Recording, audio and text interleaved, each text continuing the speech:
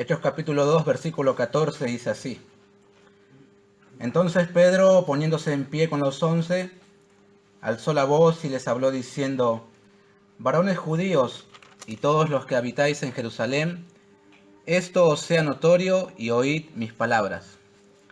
Porque estos no están ebrios como vosotros suponéis, puesto que es la hora tercera del día. Mas esto es lo dicho por el profeta Joel. Y en los postreros días, dice Dios, derramaré de mi espíritu sobre toda carne, y vuestros hijos y vuestras hijas profetizarán. Vuestros jóvenes verán visiones, y vuestros ancianos soñarán sueños.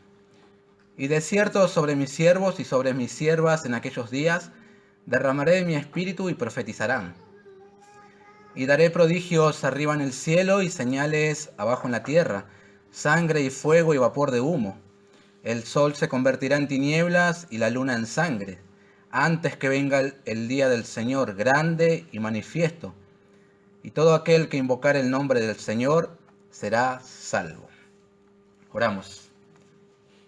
Gracias una vez más, nuestro Dios, te damos en esta tarde. Un domingo más, el día del Señor para nosotros. Como cada domingo recordamos y anunciamos la muerte, resurrección, y anhelamos también el regreso de nuestro Señor Jesucristo. Qué privilegio tenemos los creyentes, Señor, de estar juntos en esta hora y disfrutar un pequeño cielo aquí en la tierra, cuando en aquel momento estaremos juntos adorándote. Sin duda que será mucho mayor de lo que hoy experimentamos mientras cantamos y exaltamos tu nombre a través de la música también. Maravilloso, oh Dios. Gracias porque también nos has dejado las Escrituras, las cuales te revelan a ti, a tu Hijo, la salvación tan preciosa que tenemos en Cristo. A su vez nos edificas, y en esta hora la hemos abierto, va a ser predicada. Pedimos que tu Espíritu la utilice en cada corazón según la necesidad de cada uno. Y te lo pedimos en el nombre de Jesús. Amén. Recuerdo mis días en el Instituto Bíblico. Una de las materias que tomamos se llamaba homilética, la cual estudia el sermón, a elaborar el sermón y cómo presentarlo después. Y uno de los exámenes que tuvimos consistía en elaborar un mensaje corto, obviamente utilizando los principios y las herramientas que habíamos aprendido en clase, y luego exponerlo delante de los profesores, los alumnos, y ser evaluado. ¿Qué momento es el de la evaluación? Esto me gustó, esto no me gustó. Muy monótono, buena dicción. Tuviste una buena introducción, pero un desarrollo un tanto regular y la aplicación fue malísima. ¿Qué momento ese? Hoy haremos algo parecido. Nos vamos a sentar y vamos a evaluar al predicador y su predicación. Estamos delante del primer sermón de la era de la iglesia dada por el apóstol Pedro. Este discípulo estuvo en su instituto bíblico entrenándose intensivamente con el mejor maestro que cualquier seminario pudo haber dado, el mismo Señor Jesús. 3 años consecutivos donde ha pasado por diversos tipos de experiencias. Ha tenido algunas fallas, ha sido corregido por su maestro en varias oportunidades, hubieron cosas que no entendió, más adelante las entendió, pero en su momento no las entendió. ¿Ha desaprobado algún examen? ¿Ha tenido ganas de tirar la toalla? Señor, apártate de mí. Y tuvo que rendir varias veces el mismo examen. Este es nuestro estudiante, el apóstol Pedro, pero finalmente, y a los tumbos, con dificultades, pudo completar la carrera.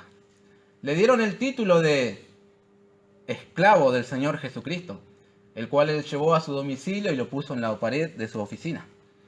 Ahora es el momento en el cual él tiene que ejercer y comenzar a aplicar aquello que aprendió con su maestro, el Señor Jesús. Pienso yo, una opinión muy personal, que hubiese sido mejor haber comenzado con un público mucho más reducido, como para ir agarrando confianza. Tal vez la experiencia de Hechos capítulo 10, Pedro predicando a una familia, hubiese estado bueno como para comenzar el ministerio. Sin embargo, los planes del Señor eran otro para él. Fue como más directo y su público una gran multitud. Algo verdaderamente intimidante podríamos decir nosotros, pero tenemos que recordar que Pedro ahora tiene un plus, el poder del Espíritu Santo. Por eso puede hacer lo que está haciendo. También debemos recordar que Pablo le dice a otro predicador llamado Timoteo que Dios no nos ha dado espíritu de cobardía, sino de poder. Que Pedro está listo para desarrollar el ministerio que el Señor le ha encomendado. Así que, con la ayuda del Señor, quisiera que veamos en esta tarde la introducción. Solamente la introducción del primer sermón de la era de la iglesia. Y esta introducción se compone de dos puntos principales. Primero, una refutación lógica. Y segundo, el argumento bíblico que Pedro estará utilizando. Ya vimos, ¿verdad?, la vez anterior, la importancia de la predicación, el valor que nosotros tenemos que darles. Pero ahora bien, ¿cómo se compone una predicación? Bueno, primeramente uno tiene que comenzar con una introducción. Una introducción que capte la atención de las personas que van a escuchar tu predicación. Sin la atención de las personas, básicamente será muy difícil dar un mensaje. Nadie te estará escuchando y nadie será beneficiado. Pero la introducción puede realizarse con una ilustración, una historia, una lección objetiva o una canción. Hay varias maneras de hacerla. El domingo pasado Santiago utilizó su corbata para comparar una cosa como la otra. Perfecto, buenísimo. Tal vez puedas utilizar la introducción del profeta Jeremías. Tomó un cinto de lino y fue y lo enterró. La gente dijo, ¿qué es esto? Después lo desenterró y desarrolló su mensaje. Tal vez puedas colocar a un niño en el medio, como hacía el Señor Jesús, para comenzar a desarrollar el mensaje. Esa es su ilustración. Tal vez puedas utilizar una parábola con elementos cotidianos, según el contexto en el que estás viviendo. Muchas maneras de hacerlo. Solamente no te introduzcas como lo hizo el profeta Oseas, quien fue y tomó a una mujer ramera. Eso sería un escándalo en el día de hoy, pero bueno, eso se le pidió a él. Pero necesitas una introducción que atrape a tus oyentes. En nuestro pasaje de Hechos capítulo 2, desde donde comienza hasta lo que hemos leído, el Espíritu Santo le ha facilitado la tarea al apóstol Pedro, porque el mismo Espíritu le dio la introducción. ¿De qué manera? Con un estruendo de viento recio que soplaba, ruido, y con lenguas de fuego que se iban posando sobre cada uno de los que estaban allí. Señales audibles y visibles. Una introducción maravillosa. Ya tienes la atención de todas las personas porque muchos se acercaron. ¿Qué es esto que estamos escuchando? Así que el Espíritu de Dios le ha facilitado la introducción al apóstol Pedro. Las personas curiosas se acercaron para ver qué estaba sucediendo allí. Así que la primera tarea se está realizando muy bien. Ahora solo le resta al apóstol, a nuestro predicador que estamos evaluando, desarrollar el mensaje, dar sus puntos principales y concluir con una aplicación práctica para cada uno de sus oyentes. Pero, sin embargo, antes de comenzar a desarrollar el mensaje, este predicador tiene un desafío en su introducción. ¿Por qué? Ciertas personas acusaron a él y a sus amigos falsamente de estar ebrios.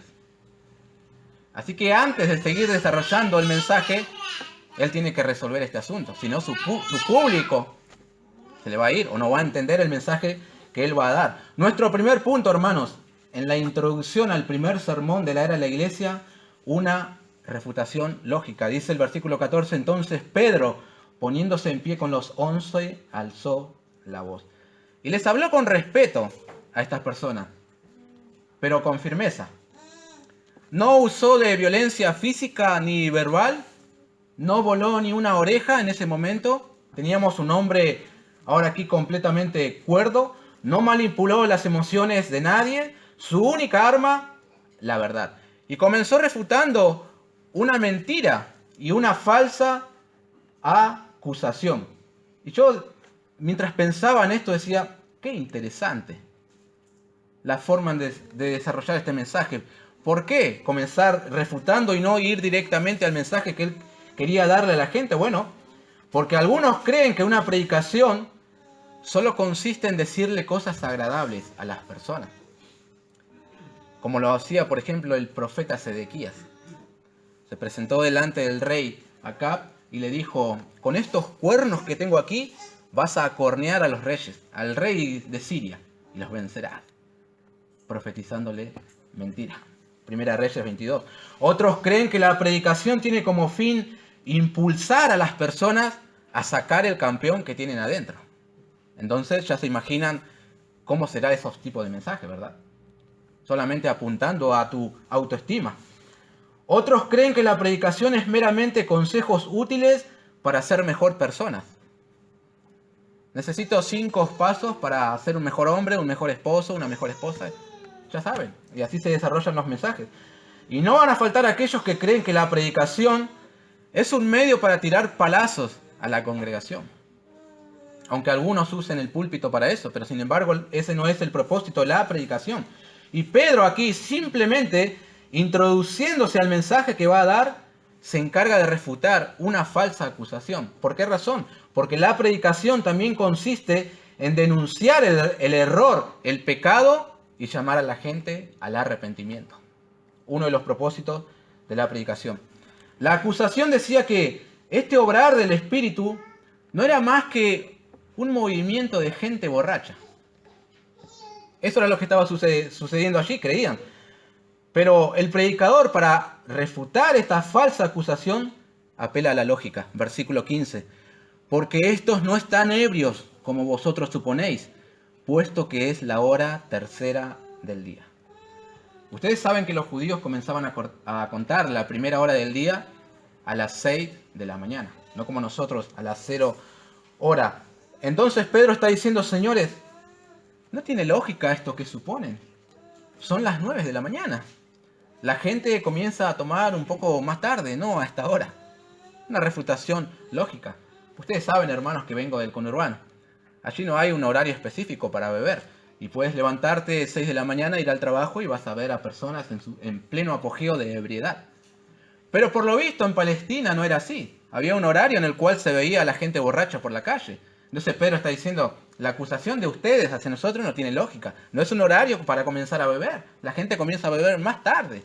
Algunos dicen que empezaban a tomar a partir de las 10 de la mañana. Pedro dice, son las 9.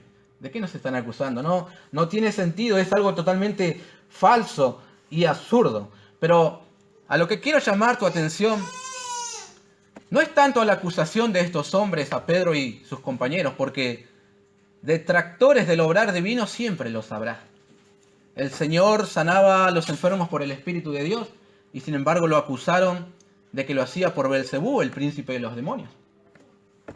Siempre habrá personas que se oponen a algo por más que sea de Dios, sino que quiero llamar tu atención a cómo responde Pedro y lo que eso implica. Porque evaluando a nuestro predicador, vemos que ya no estamos delante de aquel que maldijo y juró no conocer al Señor Jesús. ¿Recuerdan? Cuando una persona vino y le dijo, vos también sos Galileo y estabas con Jesús. Juro que no soy, no lo conozco. Ya no estamos delante de ese Pedro. Ahora está con mucha firmeza y dispuesto a sufrir las consecuencias de su relación con Jesús.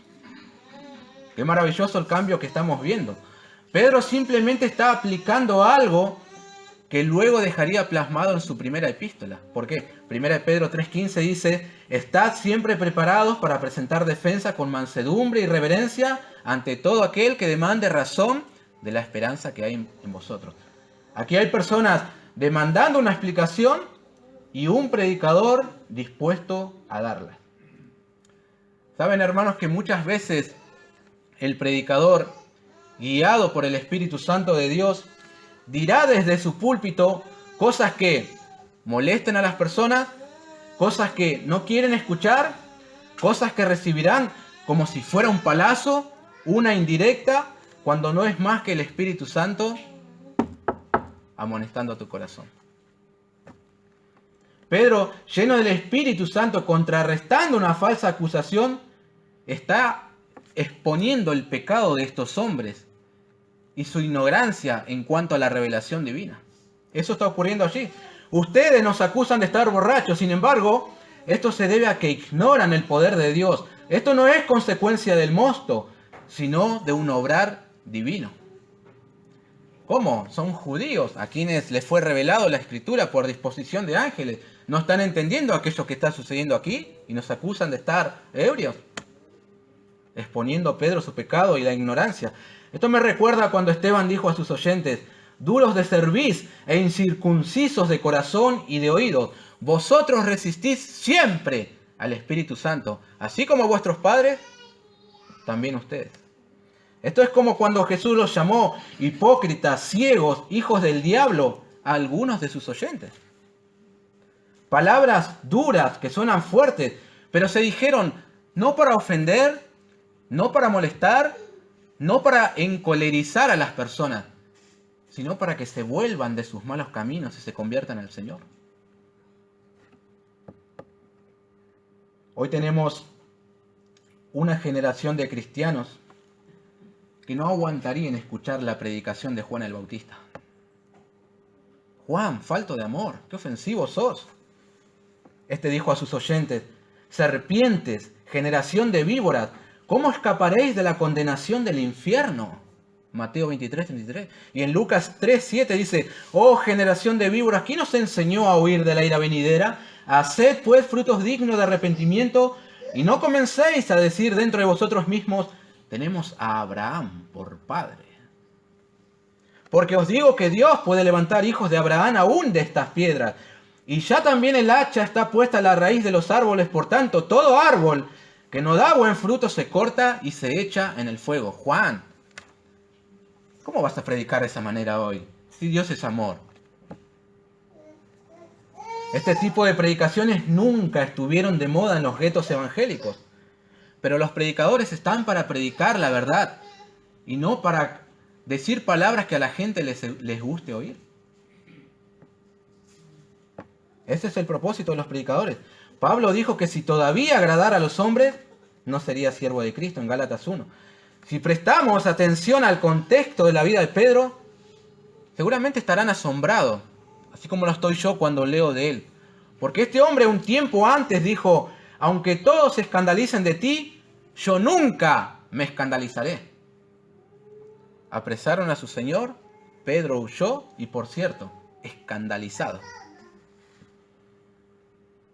Aquí la Escritura dice que se puso de pie representando a sus compañeros y con autoridad divina levantó la voz. Dejó en claro que aquellas acusaciones y suposiciones de que estos estaban ebrios era completamente falsa, absurda y carecen de lógica. El predicador tiene que tener firmeza para contrarrestar la mentira.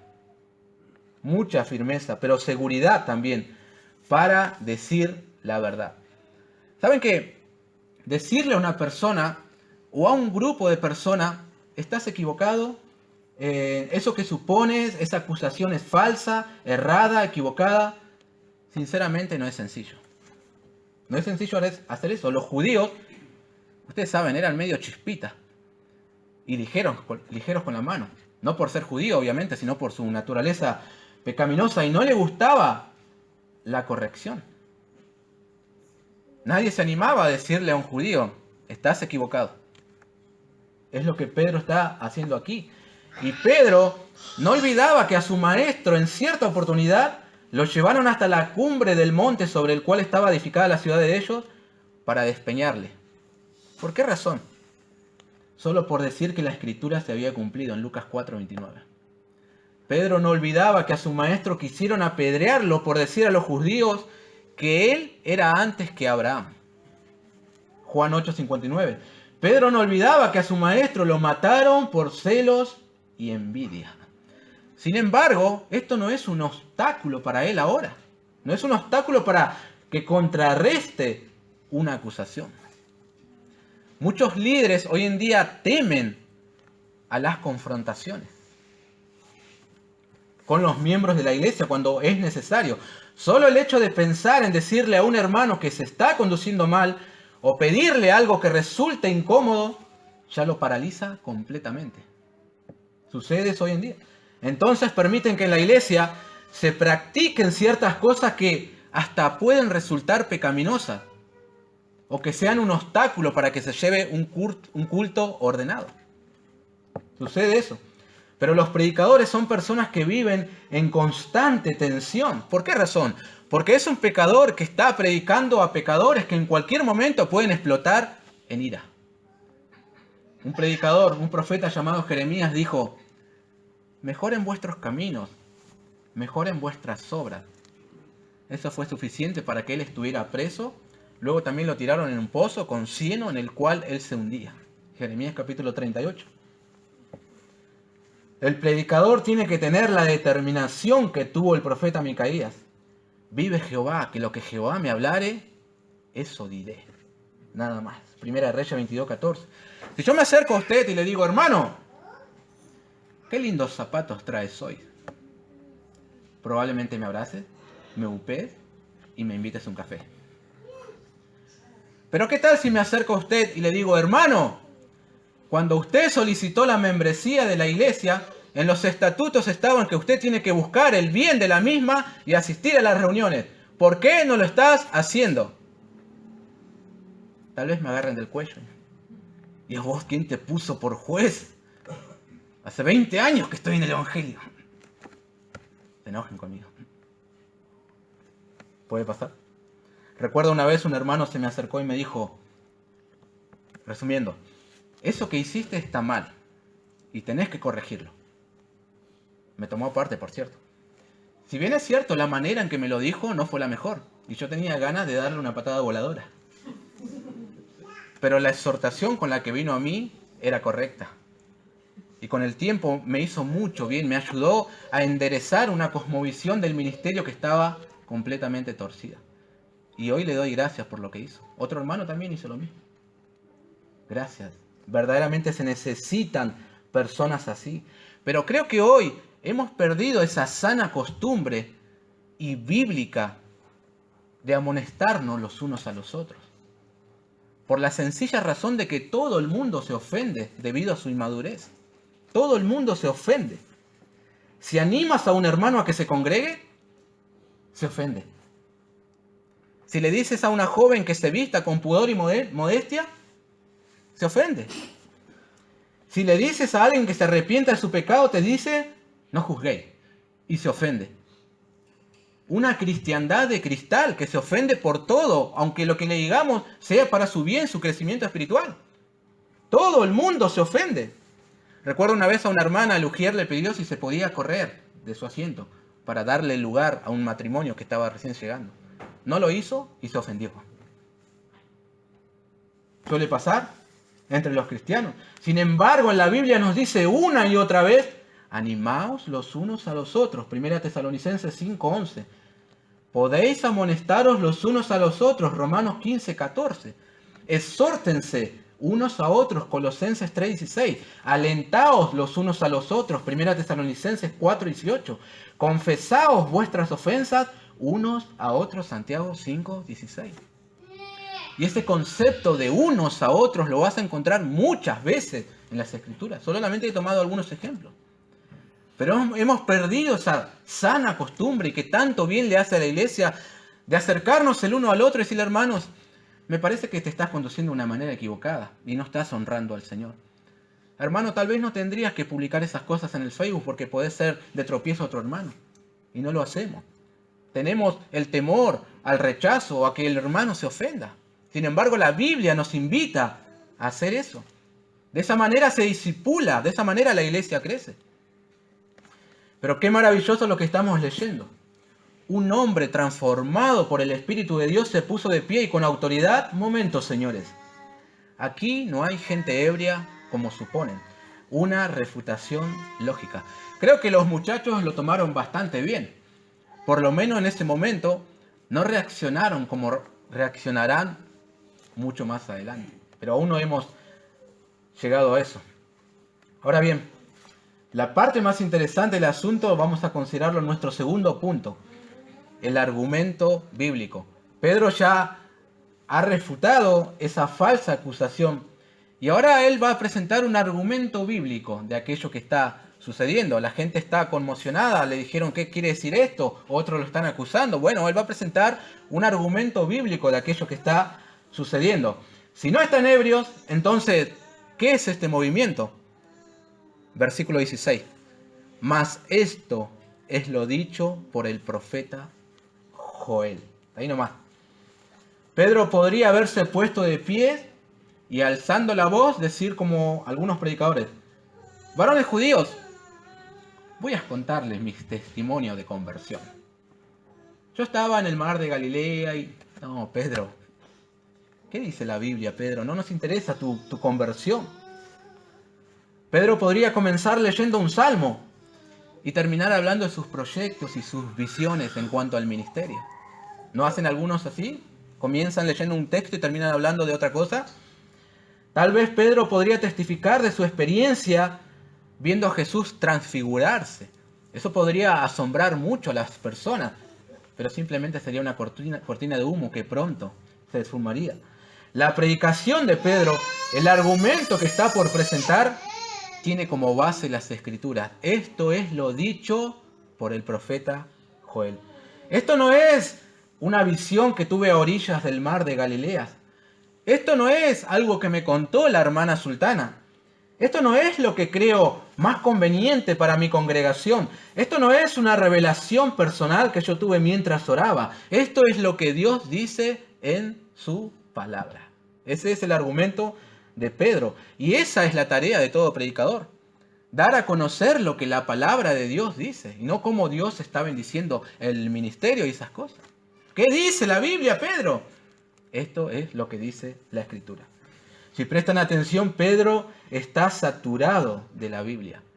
Cita la profecía de Joel y en los versículos 25 al 28 cita el Salmo 16. Versículo 30 cita el Salmo 89. Versículo 34 cita el Salmo 110. Esto es como un panal de miel en el cual usted puede saborear. Biblia por doquier. Porque la predicación que bendice a las personas es aquella que se introduce, se desarrolla y termina con la Biblia. Es la Biblia lo que necesitan las iglesias con urgencia hoy en día, no más. No tantos programas y actividades para entretener a la gente. La Biblia. Pedro se paró de pie y la Escritura dice así. Nada más. Pablo dijo a los colosenses: la palabra de Cristo more en abundancia en vosotros. Si usted presta atención a las iglesias hoy en día, notarán que los miembros casi no llevan Biblia. ¿Para qué? Si lo que menos se hace es predicarla y estudiarla. 5 consejos prácticos de cómo vencer a tus gigantes y eso es todo. A casa. Y el domingo que viene otra vez lo mismo.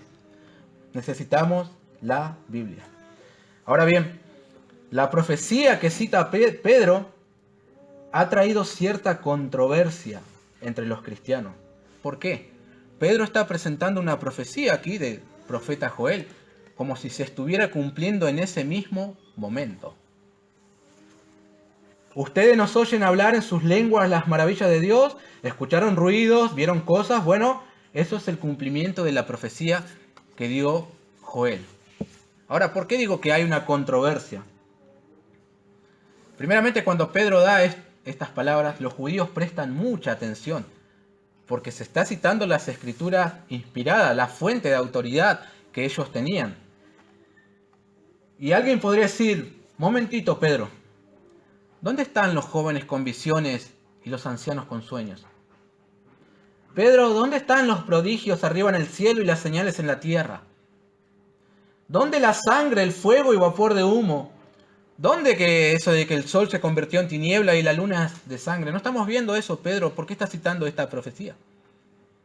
La controversia se da ¿por qué?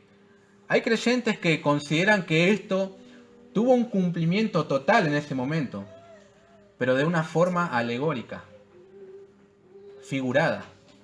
Son los creyentes, el cual conocemos como amilenialistas, que consideran que aquel periodo de 1000 años que habla Apocalipsis capítulo 20 no debemos tomarlo de una forma literal, sino de una manera alegórica. Ya estamos viviendo el milenio. Eso considera esa escuela. Entonces, la profecía que Pedro está citando no debemos tomarlo literalmente, sino en un sentido alegórico. Ahora bien, esto presenta ciertas dificultades para interpretar la profecía, porque vamos a hacer malabares con el sol se va a convertir en tinieblas y la luna en sangre. ¿Cómo podemos explicar eso de una manera alegórica? Muy difícil, todo un desafío. Luego tenemos otro sector del cristianismo que creen que esto tuvo un cumplimiento parcial. Es decir, lo que Pedro está citando en cierta parte se cumplió y otra parte se va a cumplir en un futuro no muy lejano, dicen ellos. Si bien es cierto que la profecía que cita Joel tiene su parte en cumplimiento, ellos creen que aún queda por cumplirse después. Por ejemplo, aquellas señales de cataclismos cósmicos, por ejemplo. Aún no se ha cumplido eso, pero ciertas cosas sí. Ahora, hay un tercer grupo, y aquí voy a incluirme. Creemos que esto tendrá un cumplimiento total en el futuro. Si bien es cierto que el Espíritu de Dios descendió en este momento, la referencia sobre toda carne del versículo 17 parece indicar otro tiempo y otro grupo de personas. Parte de esta profecía tendrá su cumplimiento en el periodo conocido como la Gran Tribulación, y otra parte tendrá su cumplimiento en los días previos al retorno del Señor Jesús. Él habló de esto en Mateo capítulo 24, cuando Él iba a descender, ciertas cosas iban a suceder en el cielo. Esto es algo que tendrá su cumplimiento futuro. Pero de ser así, ¿por qué Pedro hace referencia a esta profecía como cumpliéndose allí? Bueno, debemos entender primeramente qué significa postreros tiempos. El versículo 17 dice, y en los postreros días, dice Dios, derramaré de mi espíritu. No debemos interpretar postreros días como los últimos días previos al regreso del Señor Jesús. Desde que el mismo Señor ha caminado a esta tierra, hemos entrado en los postreros días. Llevamos postreros días durante casi 2000 años. Y obviamente se va a consumar esos postreros días cuando el Señor regrese. En 1 Juan 2:18 leemos, hijitos, ya es el último tiempo. También Pedro escribe que Cristo se ha manifestado en los postreros tiempos por amor de vosotros. Ya estaban en los postreros tiempos. El escritor de Hebreos dice que Dios en estos postreros días nos ha hablado por el Hijo.